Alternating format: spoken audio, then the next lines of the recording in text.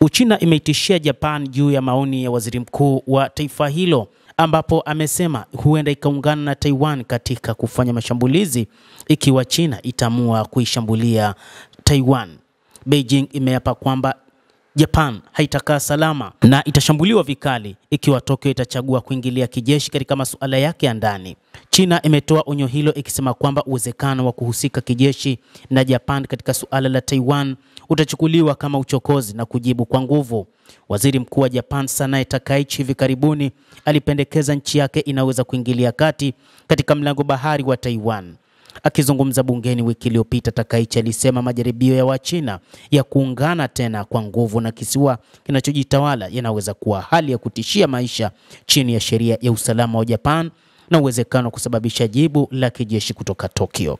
Maoni yake yaliashiria kuondoka kwa viongozi wa awali wa Japan ambao waliepuka kufafanua hadharani matukio yanayohusiana na Taiwan kwa maneno ya wazi kama haya.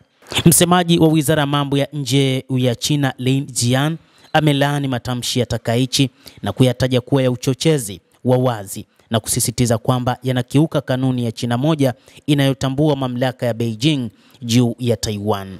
Hata hivyo, wachambuzi wa habari kutoka nchini China wanasema ni Marekani iliyochochea mpango huu baada ya ziara ya Rais wa Marekani Donald Trump kuelekea huko nchini Japan, ambapo sasa amesaini dili nyingine ya kuipatia Taiwan silaha za kutosha kwa ajili ya kujilinda dhidi ya China. Hata hivyo, mambo hayo yaliyotajwa yanajumuisha uingiliaji mkubwa wa mambo ya ndani ya Uchina, kupinga maslahi ya msingi ya China na kukiuka uhuru wa China, Lin alisema, akidai kwamba Japan irekebishe mara moja vitendo vyake na kubatilisha matamshi yake mabaya, akionya kwamba vinginevyo Tokyo itabeba matokeo yote.